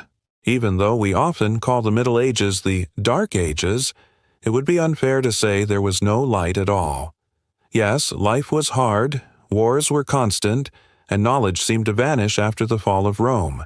But in the midst of this darkness, there were sparks that kept glowing. These sparks were small, fragile, and sometimes hidden, but they carried enough warmth to keep ideas alive until they could burn brightly again in later centuries. In monasteries, villages, and even the homes of ordinary people, glimpses of learning, beauty, and culture survived, reminding us that even in hard times, humans never stopped creating. One of the brightest sources of light came from monasteries. These were religious communities where monks and nuns dedicated their lives to prayer, study, and work. Monasteries were not just spiritual centers. They were also havens of knowledge. In their quiet scriptoria, monks spent countless hours copying books by hand. With quills, ink, and parchment, they carefully preserved the words of the Bible, but also ancient works of philosophy, medicine, and science. Without their effort, much of the knowledge of Greece and Rome might have been lost forever. Imagine a candlelit room, the scratching of pens on parchment, and rows of manuscripts slowly taking shape. It was painstaking work, but it kept the flame of learning alive. Art and architecture also offered glimmers of beauty. Even in small villages, churches were built with care, decorated with carvings, and filled with music. Cathedrals, when they began to rise, were breathtaking symbols of both faith and human skill. Their soaring arches, stained glass windows, and detailed sculptures told stories to people who could not read, turning stone and glass into books of faith and imagination. Even peasants who lived hard lives could step into these vast spaces and feel awe, a sense that life was more than just toil and suffering. The cathedrals were not only religious centers but also cultural beacons that still inspire wonder today. Music and storytelling never disappeared either. Troubadours and minstrels traveled from place to place, singing songs of love, war, and adventure. Their music lifted spirits, spread news, and entertained nobles and peasants alike. Folk, tales, and legends passed from one generation to the next, carrying the values and dreams of the people. The tales of King Arthur, for example, grew during this time, weaving together themes of honor, chivalry, and romance. These stories were not only entertainment, but also a way for people to make sense of their world, to imagine ideals of bravery and justice in an age when reality was often harsh. Education, though limited, did not vanish completely. Cathedral schools began to appear, teaching young boys reading, writing, and religious studies. Over time, these schools would grow into the first universities, places where philosophy, theology, and law were debated and studied. Though education was mostly reserved for the wealthy and the clergy, the fact that schools existed at all shows that curiosity and learning never fully disappeared. Even in the hardest times, there were people who believed knowledge was worth preserving and sharing. Trade also helped spread glimpses of light. Markets and fairs connected villages, towns, and regions, allowing not just goods but also ideas to travel. A merchant selling spices from the east might share stories of distant lands. A craftsman might introduce new techniques for weaving or building. Step by step, these exchanges widened horizons, even if most people never traveled far from their homes. Slowly, Europe began to reconnect with the world beyond its borders, and with that came sparks of renewal. Faith itself, though sometimes harsh, also provided comfort and beauty. Festivals filled the calendar, offering moments of joy and community. Religious plays were performed in villages, turning biblical stories into lively theater. Pilgrimages to holy sites allowed people to travel, meet others, and feel part of something greater than their small villages. These journeys, though tiring and dangerous, gave people a sense of purpose and connection. For many, faith was the light that guided them through the uncertainties of daily life. We can imagine a simple scene that shows both darkness and light. A peasant works long hours in the fields, his back bent and hands rough from labor. Yet, at night, he sits by the fire while his wife tells a story, one she learned from her grandmother, about a knight who fought for honor and love. The children listen with wide eyes, and for a moment the hardships of life fade into the warmth of imagination. Or picture a monk in a monastery, bent over a manuscript, carefully copying words that he knows he may never fully understand, but believing that one day someone will. These small moments carried light forward, often unnoticed at the time, but crucial for the future. Even in science and technology, progress flickered here and there. Farmers experimented with new plows and crop rotations, improving food production little by little. Simple inventions like the heavy plow and the horse collar may not sound exciting, but they changed how people farmed, making survival more reliable. Mills powered by water or wind appeared, easing labor and increasing productivity. These were not dramatic leaps, but they were steady steps toward a better life. Proof that even in difficult times, people kept thinking, inventing, and adapting. So, while we often picture the Middle Ages as a time of only darkness, the truth is more balanced.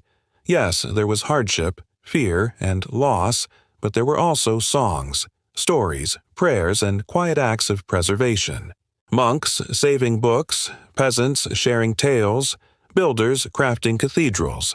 These were the small flames that kept burning through the night of history. Without them, the Renaissance might never have come, and the world we know today would look very different. The glimpses of light remind us that even in the hardest times, human beings never stop searching for beauty, meaning, and connection. Darkness may dominate the picture, but it never completely wins. In the Middle Ages, as in all ages, people found ways to create, to imagine, and to hope. And that, perhaps, is the greatest lesson we can take from this period. Even in the darkest age, the human spirit continues to shine.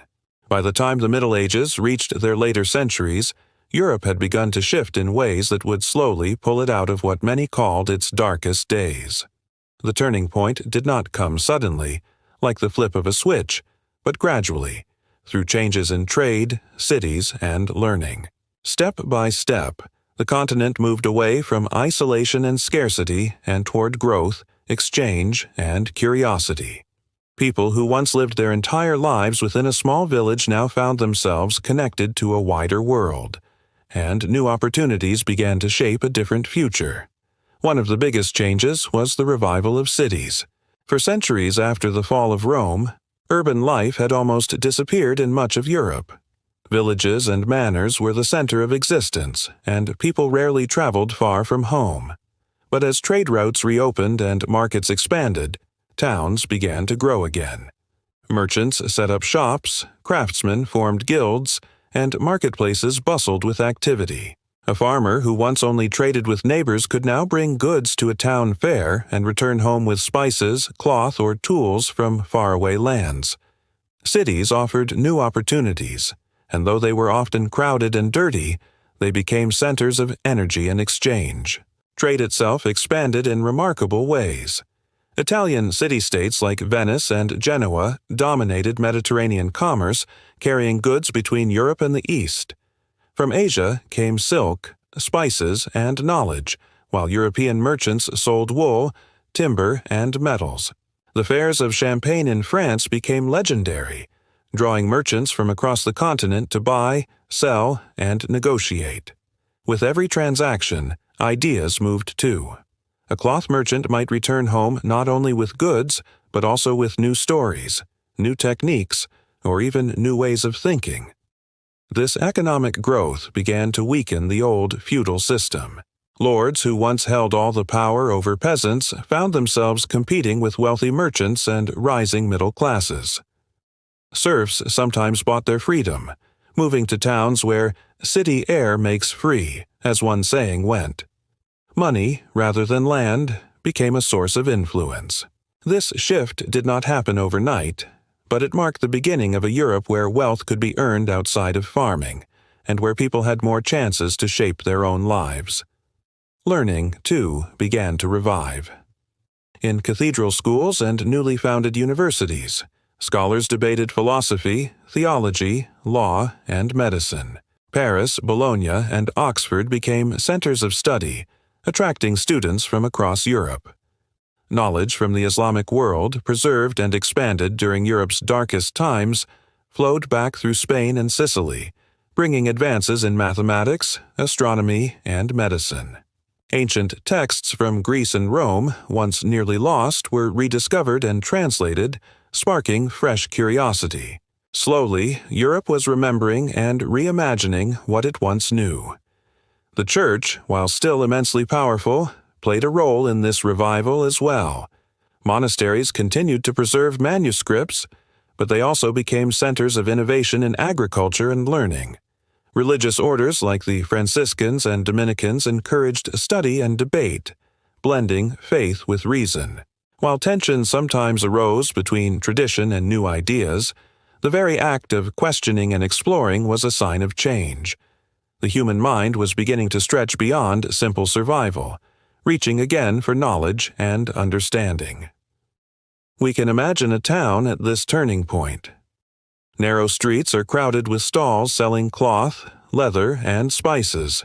Bells ring from the church tower, while merchants call out their prices and apprentices run errands for their masters. In a nearby hall, scholars argue over Aristotle, while in a small workshop, a craftsman experiments with new tools. Life is still hard, and poverty is everywhere, but there is also a sense of movement, of possibility. People are no longer entirely bound by the patterns of the past. Art and culture began to stir as well. Poetry, song, and literature reflected the new energy of the age. Troubadours sang of love and chivalry, writers recorded chronicles of their times, and painters experimented with fresh styles. These were small steps, but they hinted at the Renaissance that was yet to come. The very word Renaissance means rebirth, and though it would take more time to arrive fully, its seeds were already being planted in this period of renewal. Even agriculture improved, allowing populations to grow. New tools like the heavy plow and the horse collar, along with better methods of crop rotation, made farming more efficient. This meant more food, fewer famines, and healthier communities. With survival slightly more secure, people had more time and energy to devote to crafts, trade, and learning. The balance was slowly shifting from mere endurance to growth. The turning point was not without struggle. Wars still raged, the plague would strike again, and inequality remained sharp. But the direction of Europe was changing. Instead of sinking deeper into isolation and fear, it was moving toward connection and curiosity. The darkness of the earlier centuries had not snuffed out the human spirit, and now that spirit was beginning to shine more brightly.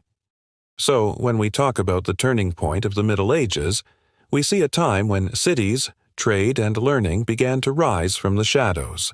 It was not yet the Renaissance, not yet the modern world, but it was the bridge between them.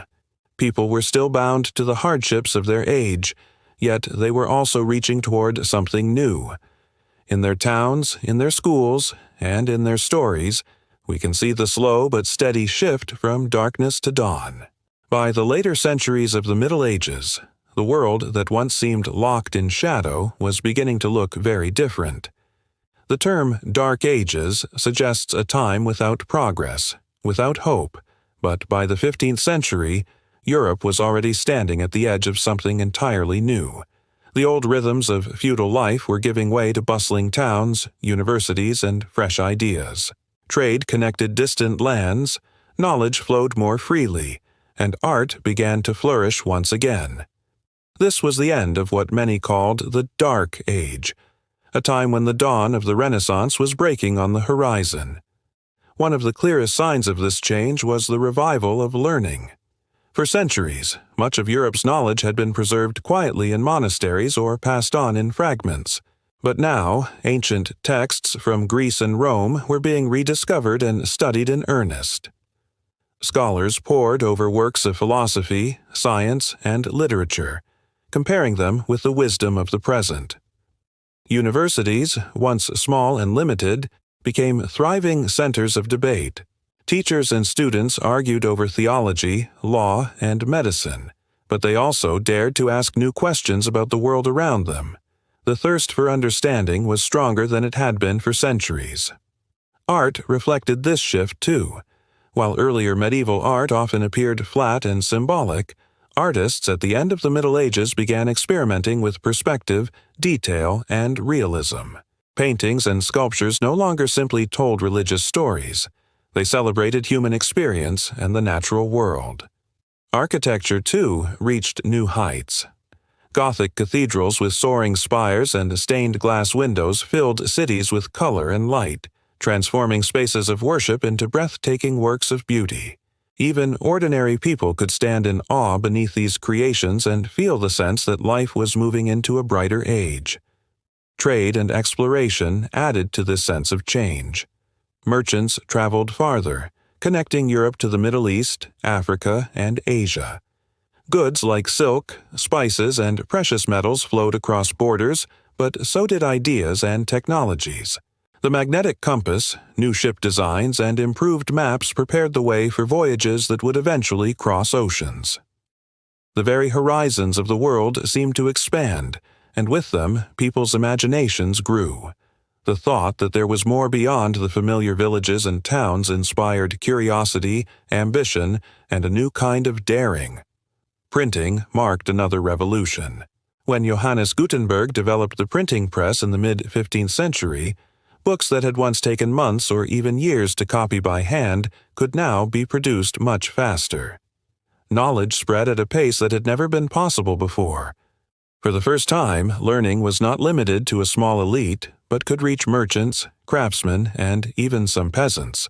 The press helped break down the silence of the so-called Dark Age, replacing it with voices, ideas, and debates that echoed far and wide. The Church, while still powerful, no longer held the same absolute grip on knowledge and daily life. People began to explore questions outside purely religious frameworks. Philosophy, science, and art reached beyond doctrine, and though tensions arose, the shift was undeniable. Faith remained central, but it now coexisted with a growing curiosity about human experience, the natural world, and the possibility of progress. Life for ordinary people improved slowly but noticeably. Farming methods had advanced, leading to more reliable harvests. Towns offered opportunities outside of farming, and markets brought variety to diets that had once been monotonous. Guilds trained craftsmen and protected trades, giving workers more stability. For peasants, life was still hard, but the future seemed to hold more possibilities than in the past. Slowly, survival gave way to aspiration. We can imagine a bustling town square at this turning point. Merchants call out their wares. Cloth dyed in rich colors, spices that fill the air with unfamiliar scents, books freshly printed with crisp pages. Students rush through the streets, debating Aristotle or medicine. Builders raise scaffolding against the walls of a new cathedral, its windows already glowing with stained glass. Children watch musicians perform in the square, and travelers share tales from distant lands. It is not a world free from hardship, but it is a world alive with energy, movement, and promise. The so-called Dark Ages had not been as dark as once believed, but compared to what was coming, they did seem dim. Now, curiosity, creativity, and discovery were pushing through like sunlight after a long storm. The Renaissance was about to bloom, carrying Europe into a new era of art, science, and exploration. The shadows of the past still lingered, but they no longer defined the future. So when we speak of the end of the Dark Ages, we are really speaking of the beginning of something brighter. It was the moment when the old world loosened its grip, and a new one began to take shape. The centuries of struggle, faith, and survival had not been wasted. They had prepared the ground for renewal. Out of hardship came resilience, and out of resilience came a rebirth. The age of darkness was ending, and a new dawn was rising. Looking back today, it is tempting to imagine the Middle Ages as nothing but shadows, 1,000 years of silence between the brilliance of Rome and the brightness of the Renaissance.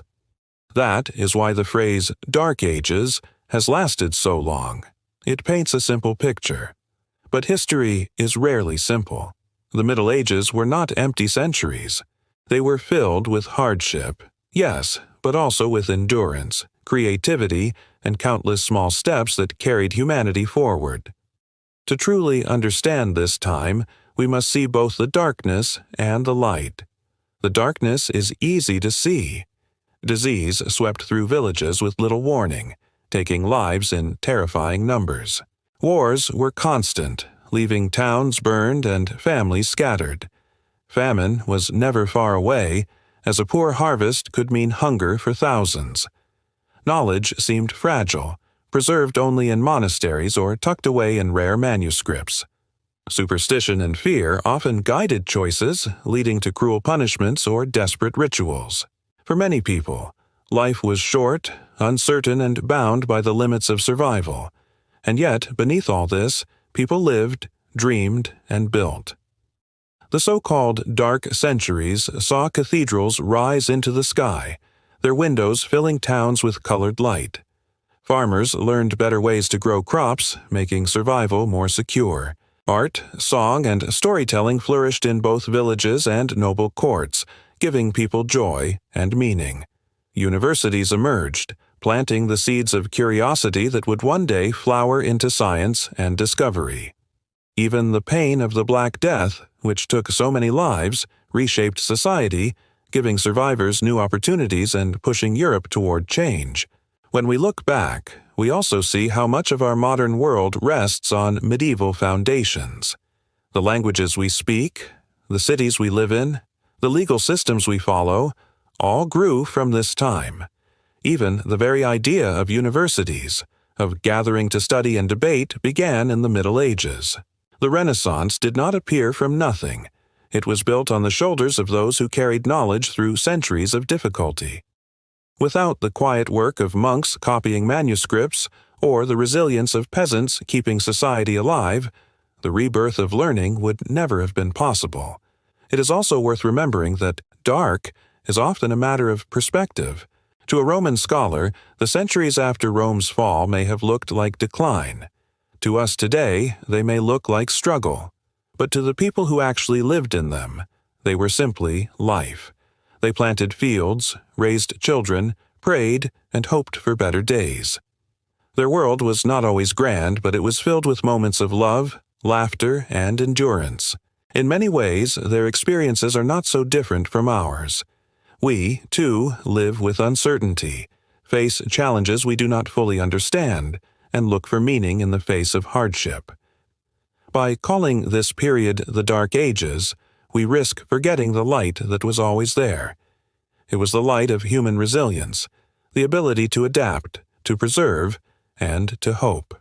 It was the light of creativity, in songs, poems, and carvings that still survive. It was the light of faith, guiding communities through fear. And most of all, it was the light of ordinary people, whose work and endurance carried the world forward quietly, without fame, but with strength.